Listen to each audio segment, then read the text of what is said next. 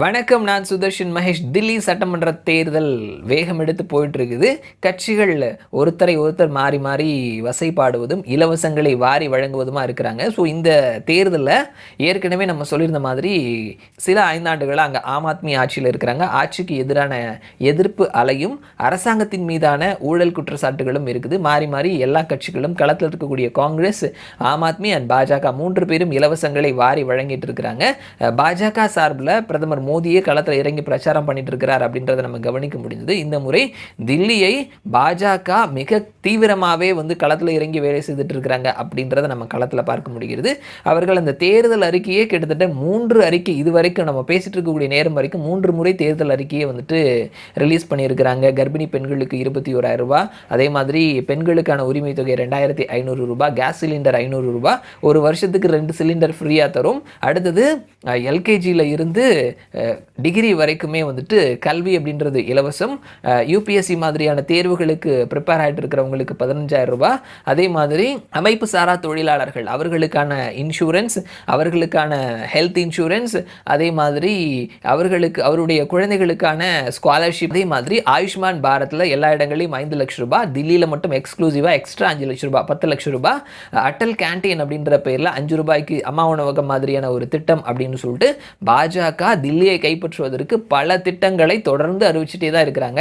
இலவசத்துக்கு எதிர்ன்னு நீங்கள் சொன்னீங்களேப்பா, இப்போ என்னப்பா நீங்களே இவ்வளோ இலவசங்களை வாரி வழங்கிக்கிட்டு இருக்கிறீங்க அப்படின்னு சொல்லி கேட்கும் பொழுது, இலவசம் அப்படின்ற ஒரு பேச்சை சொல்லி காங்கிரஸ் கர்நாடகா மாதிரியான மாநிலங்களில் ஜெயிச்சாங்க. அதே மாதிரியான ஆயுதத்தை எடுத்து வைத்து சத்தீஸ்கர்லேருந்து, ஹரியானாலேருந்து, மகாராஷ்டிராலேருந்து எல்லா தேர்தல்களையும் ஜெயிச்சுட்டு இருக்கிறாங்க. ஸோ அதே மாதிரியான ஒரு ஃபார்முலாவை இங்கே தில்லியிலையும் இம்ப்ளிமெண்ட் பண்ணுறதுக்கான வேலைகள் நடந்துட்டு இருக்குது. இந்த நேரத்தில் எலெக்ஷன் ட்ராக்கர் அவர்கள் தேர்தலுக்கு முந்தைய கருத்து கணிப்பு முடிவுகளை வெளியிட்டிருக்கிறாங்க. அவர்களினுடைய ரிசல்ட்ஸ் யாருக்கு சாதகமாக வந்திருக்குது அப்படின்றத தெரிஞ்சுக்கலாம் வாங்க. மொத்தமாக இருக்கக்கூடிய 70 தொகுதியில் 36+ தொகுதிகளை கைப்பற்றுபவர்கள் ஆட்சி பிடிப்பார்கள். எலெக்ஷன் ட்ராக்கர் இவர்களினுடைய கருத்து கணிப்பு முடிவுகள் பார்க்கும் பொழுது ஆம் ஆத்மி பார்ட்டி 46% வாக்குகளை பெறுவார்கள். 46 +−2.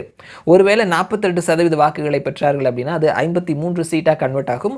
44% வாக்குகளை பெற்றார்கள் அப்படின்னா அது 31% சீட்டாக கன்வெர்ட் ஆகும்.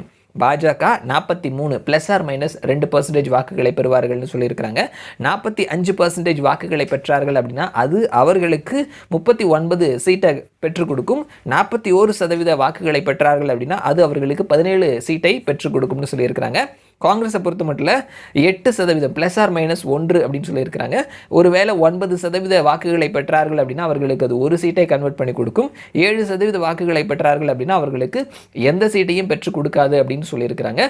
ஓவராலாக இருக்கக்கூடிய 70 தொகுதியில் ஆம் ஆத்மி 31 சீட்டையும், பிஜேபி 17 சீட்டையும் கன்ஃபார்ம் பண்ணிக்கிறாங்க. மீதி இருக்கக்கூடிய 22 சீட் ரொம்ப டஃப்பான காம்படிஷனாக இருக்கும்.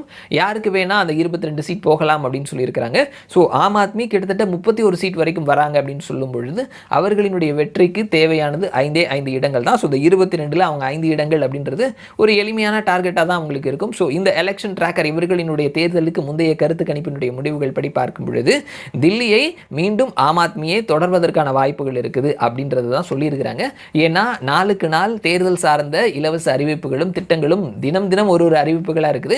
அது மக்கள் மத்தியில் பல மாற்றங்களையும் உருவாக்கலாம். வெயிட் பண்ணி பார்க்கலாம் ரிசல்ட் எப்படி வருது அப்படின்னு சொல்லிட்டு. மறுபடியும் நான் உங்களை இன்னொரு வீடியோவில் சந்திக்கிறேன். அது வரைக்கும் நன்றி.